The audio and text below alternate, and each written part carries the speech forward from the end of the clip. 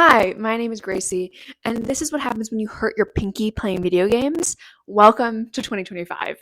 Last year, I made a video of all the games I finished in 2024 or in 2023, except this year I didn't play a lot of games. I played maybe under 10, and so I'm going to tell you about two really controversial picks that I just wanted to talk about. I have actually been thinking of my favorite games of all time, and now I'm going to list them off the top of my head. My favorite games of all time are The Last of Us, Horizon Zero Dawn, Assassin's Creed Syndicate. I'm really trying to think of this actually on the top of my head. I'm at 4. Assassin's Creed Syndicate. Oh no. I can't think of anything else. The point is, I have a pretty small range of genres that I play, and 2024, the genres I play were not genreing. I did try Marvel Rivals, though, and I had one game where I was vile as Black Widow, and I'm 100% sure I was pissing people off because I was up there. Oh, what map was it? I don't even know. I don't play that game anymore because I have standards. No, it's not what I should say. Okay, get to the point. The point is, you've seen the thumbnail. I liked Star Wars Outlaws and Dragon Age the Veilguard, and I want to talk about it because a lot of people didn't, and I think they're right, but I also want to say why I liked these games. Star Wars Outlaws is about a girl named Kay, who's a thief who tries to pull off one last big heist to make it big and leave the star system forever. That heist goes wrong, and she ends up stuck in the star system, having to put together a ramshackle group of individuals to open a big vault. Okay, so why do people not like Star Wars Outlaws? I don't know, but I'll tell you what I didn't like. I skipped so much dialogue in this game. There were a point where I truly did not care about what they were saying. There's so much side content in this game, and I physically could not have cared less about it. I did a lot of the side content for like 50% of my playthrough, and then the last 50%, I literally stopped caring and just ran the main story. I realized that the effort that I was putting into the side content just was not worth it. The reward was just not worth sitting through it. The quests were not engaging, and often they were just going to the exact same place you've already been, taking out 2 guards, sneaking in the exact same way you've already snuck in, and then sneaking out the exact same way. The game did not change any of the guards' patterns for quests. It didn't change based on whether it was day or whether it was night. It didn't change like in Metal Gear, where if you keep going in the same place, they put more guards there, or if you go in always at night, they put more guards at night, or if you go in always at day, they put more guards in the daytime.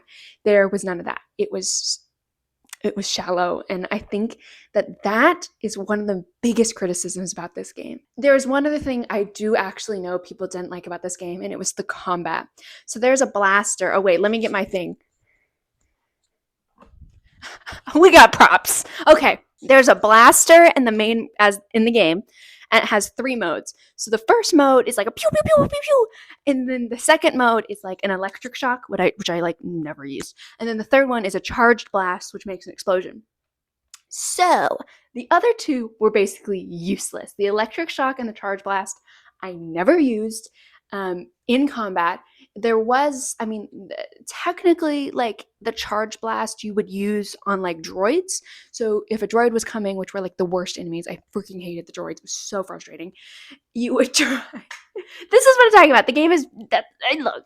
But you would shoot the droid with, like, an electric blast, and then he would explode. And it was, like, fine. In the movies, you basically see the blaster shot that's, like, the pew, pew. And then, but I found a, item where it changed from like pew pew to like a rapid fire shot. And so the game's reload mechanic is like a quick time event where it like, I'm going to put visuals. Okay, so you better get ready for this. I wish I had a green screen, because what I'm going to do so you can see it on screen. What I'm going to do is I'm just going to like shrink myself and put myself in the corner and hope that works fine. But what basically happens is the game will do like a reload sequence where it's like if you can press a quick time event to reload the gun more quickly. And so I was really good at this quick time event. And so I had a rapid fire blaster going like, and then I would reload and go. And so I know a lot of people didn't like the gunplay, and I think it's because the single blaster shot is like fine, but I enjoyed pew pew pew pew pew pew pew. Did the Nerf gun make this more or less stupid? Anyways, there was also a complaint where sometimes enemies would drop pick upable weapons, and Kay just could not manage to hold on to these weapons. And so you would like pick your weapon up, and even if you shot it one time, you would have to like walk into another room, and she would like drop the gun, and you'd be like, you like, I wanted to use the gun, and now I can't pick it up. For me, this was not really an issue because I like just never picked up the pick upable weapons, and so I didn't realize. I just had a better time because I ignored a game mechanic, and so you all obviously should just like get better at playing video games. Something I both liked and did not like was the space combat. So there's not a lot to do in space, and so you're kind of like flying a little ship. What's flying a ship look like? Okay, I'm putting visuals. I don't need to start acting. Okay. So you're flying your little ship, and you would just kind of fly to a location and then pick up something, and then that's it. And then you would just fly back. And that was the whole quest. And it was not engaging at all. But what I did really like was the combat in space, sort of. So I don't play like a lot of plane games or anything like Flight Simulator. So I don't have a lot of experience like playing a video game and swinging all the way around in a ship and then tracking other people's ships with your ship and then like having that fun, pretty engaging space combat.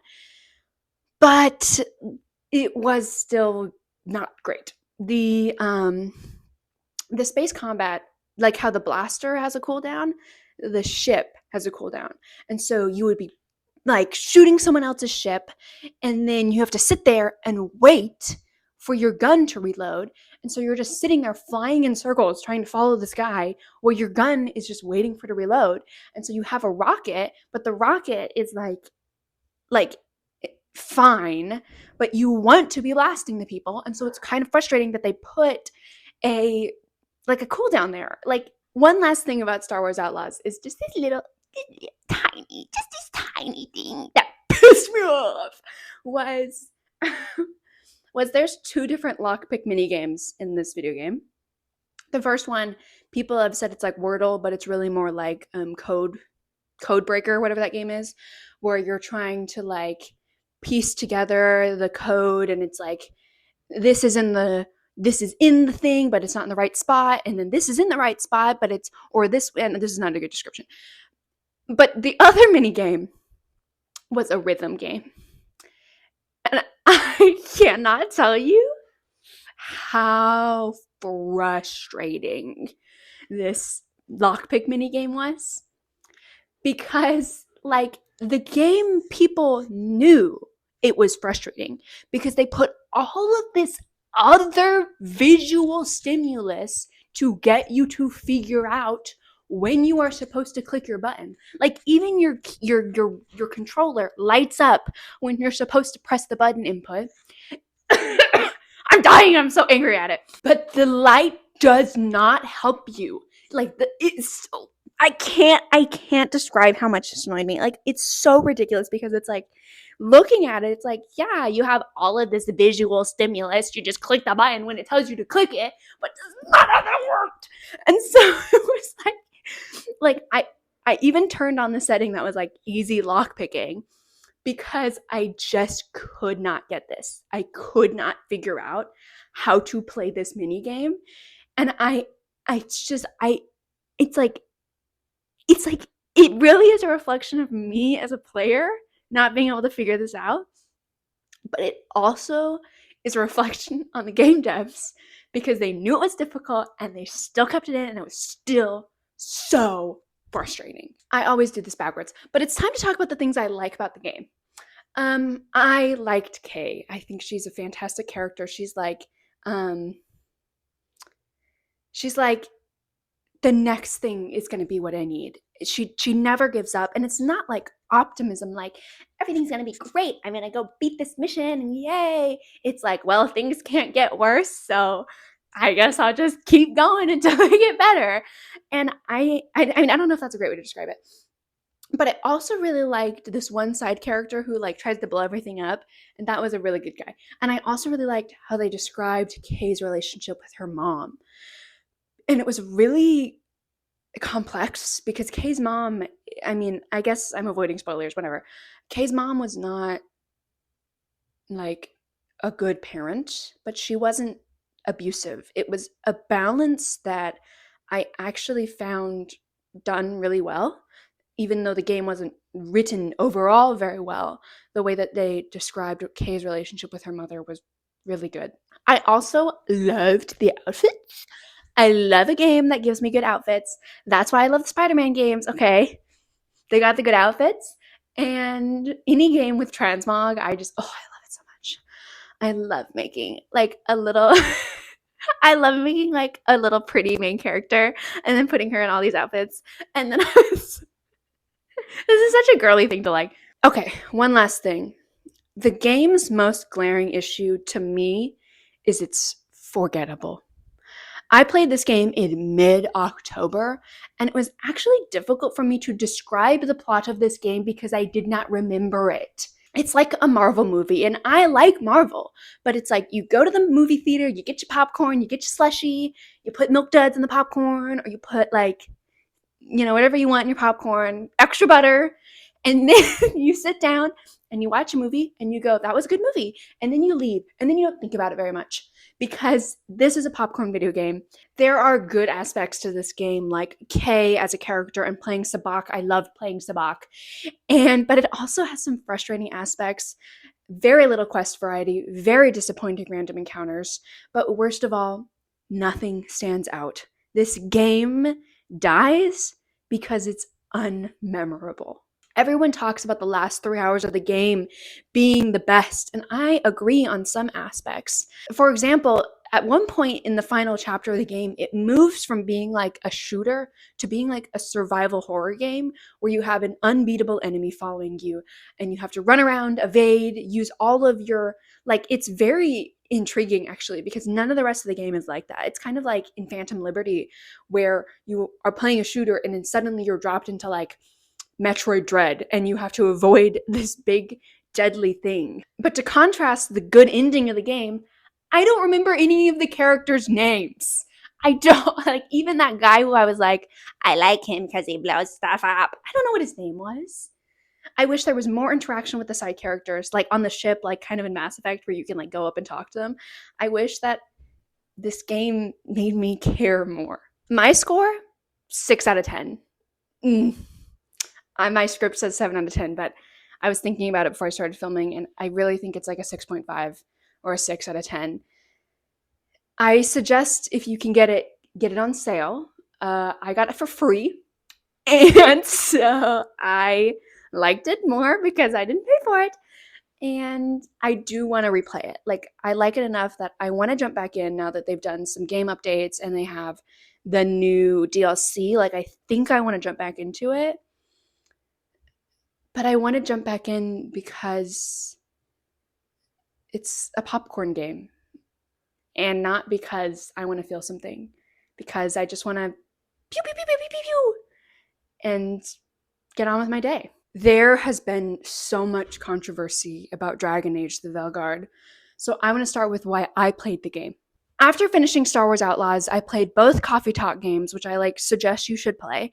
They're like 4 hours each, and the first game has like a twist at the end that had me totally taken off guard.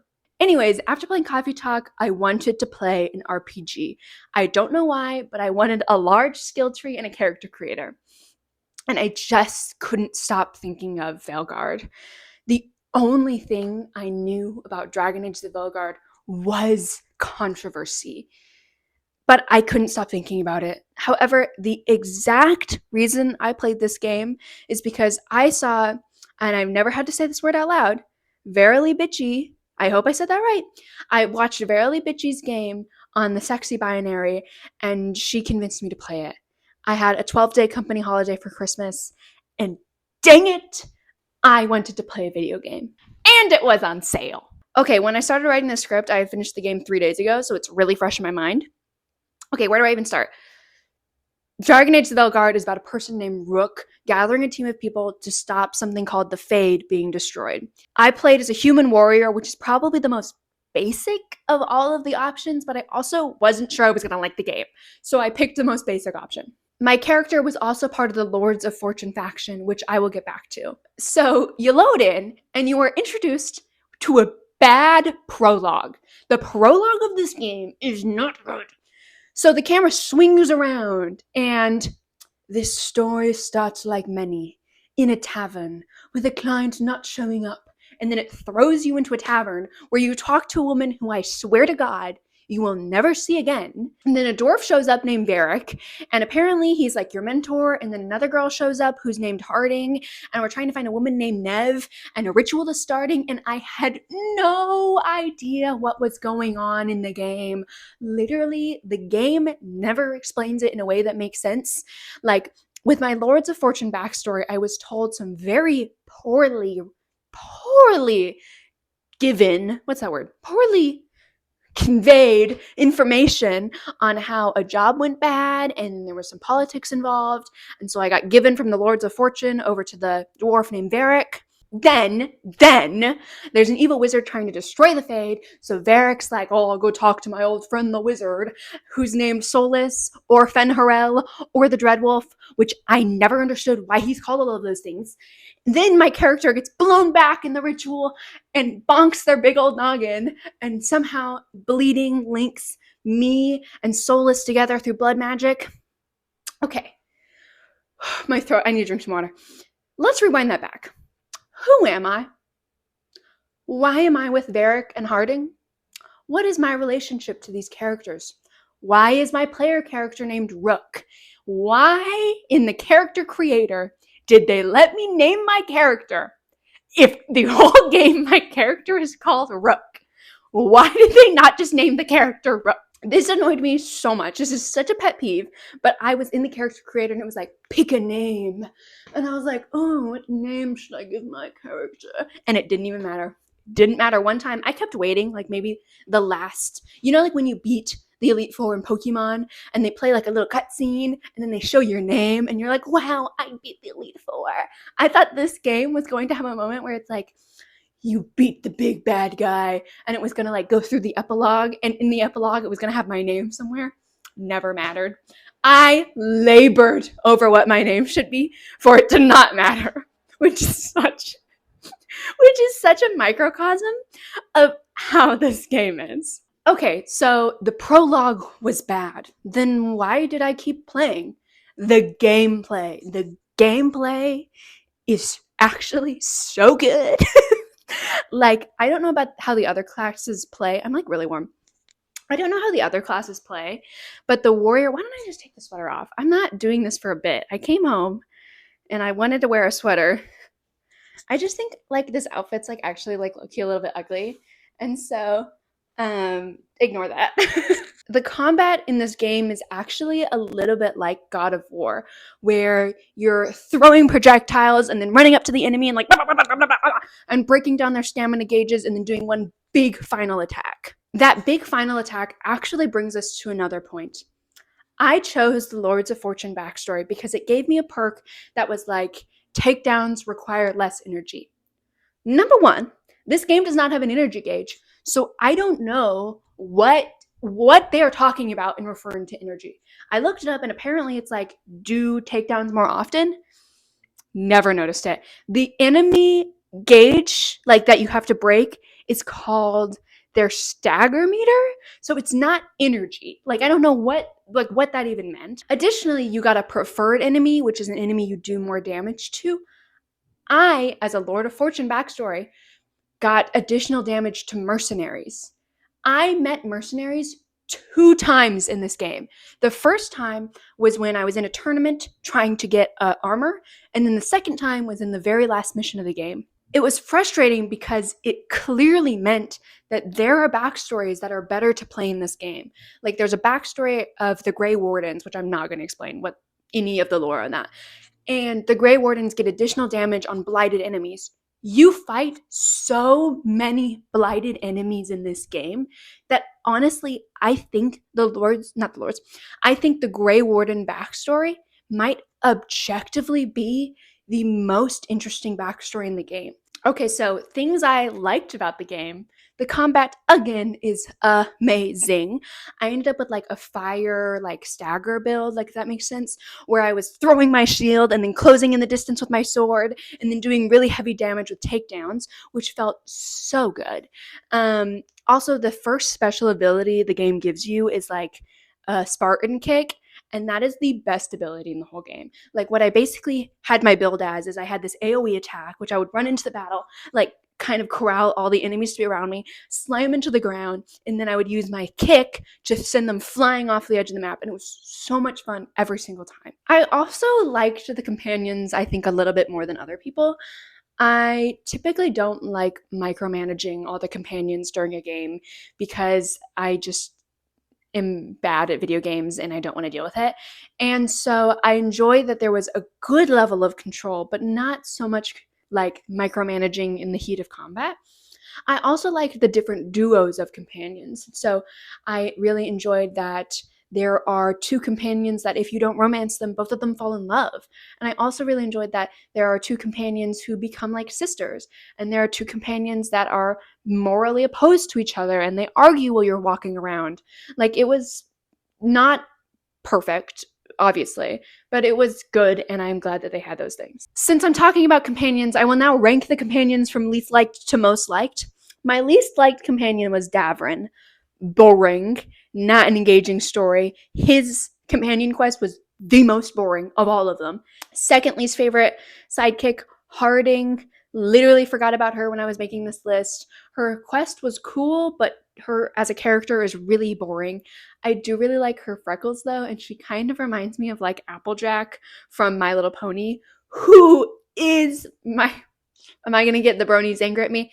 Applejack and Rarity are my least favorite of all the ponies, so I'm not actually surprised that I didn't like Harding very much. My third least favorite companion, what a way to say that, is Balara, who kind of reminds me of Alva from Horizon Forbidden West, where it's a character who I don't really like when I first meet them, and then over time, I grow to like them. Her companion side quest could actually have really big implications on the world of Dragon Age, and I don't think they're going to capitalize on that at all, but at least her side quest meant something. I actually could not remember this guy's name, but Imric had a super, super, super boring companion quest.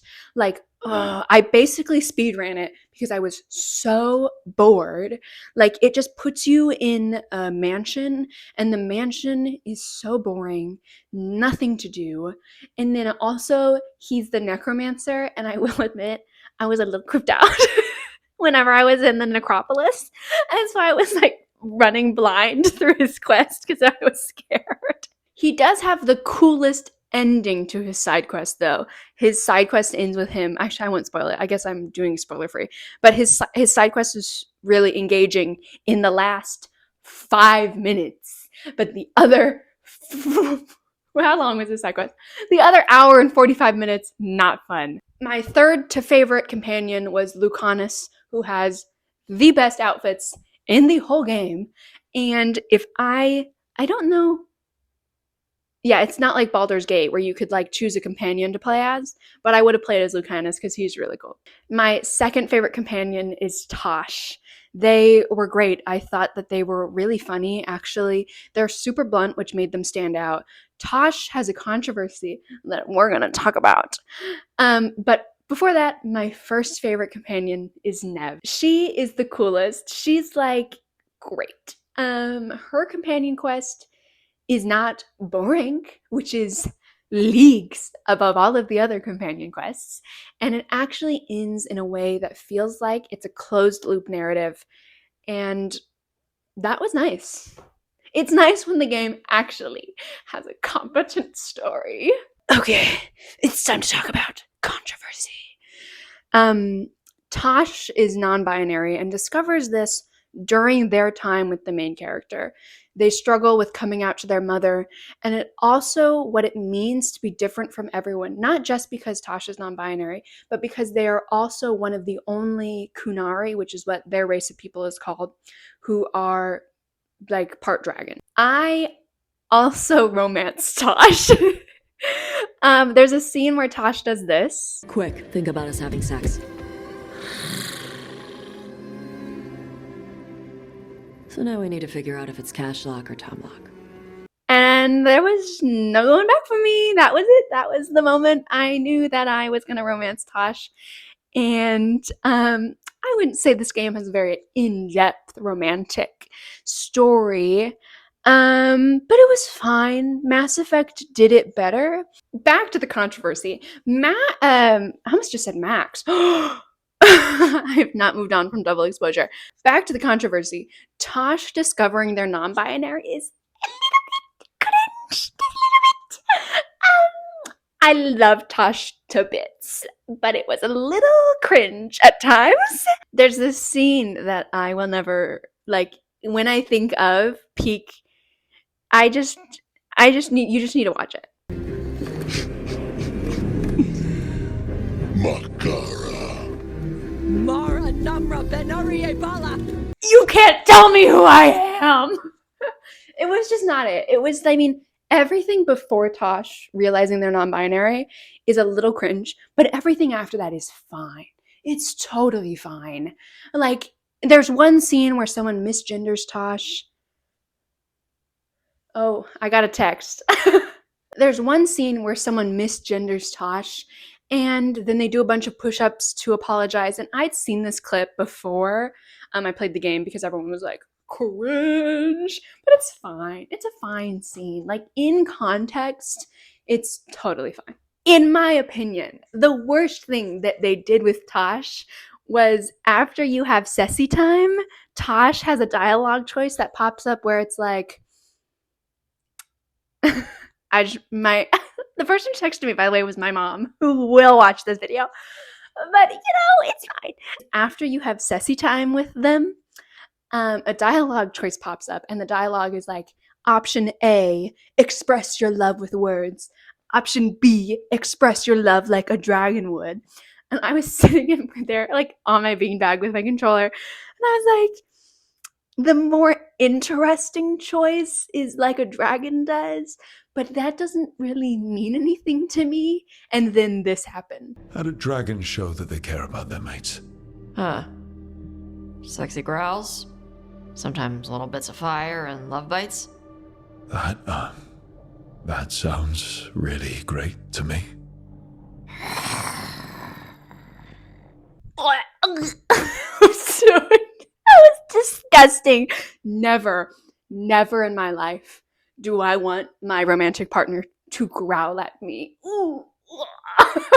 I actually makes my stomach like have churn. Like it, and then Tosh growls at the main character again later, and I was like, oh, I did not make the right decision. What else is there? The story, not good. It's bogged down by side content. There are whole side quests that are just like conversations, which you think would be, kind of annoying because you have to open the map, you have to fast travel to a location, and then you just sit there and you have a 2-minute conversation. But the actual most annoying quest are the outing type quest, where, remember, my favorite thing in this game was the combat. So in an outing quest, you don't know combat, 0 combat. All you do is spend like 10 to 15 minutes walking around talking. And it was so infuriating. It was so boring. So boring. And there's so many of these. And it's like, the first 2 times an outing quest was fun. I was like, oh, I'm just out with Harding, my good friend Harding, out in the woods. And then by the end, I was like, I don't care, Emmerich. Emmerich, I don't care about the flowers that you're planting. Emmerich, move on. But it was even worse than the outing? Sometimes just the regular quests. The companion quests are so boring. They are a mix of the conversation, outing, and regular, I guess, type of quest mission.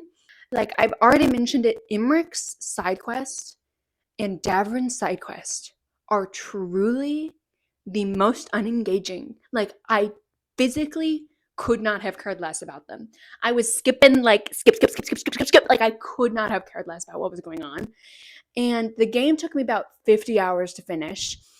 And I did everything. Like I seriously, every single thing except getting all of the achievements I did. And it was about 10 hours of worthless side content.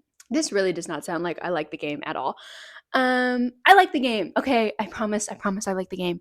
To compare it to a movie like I did with Outlaws, it's kind of like the first Suicide Squad movie, where I like the first Suicide Squad movie and no one can take that from me.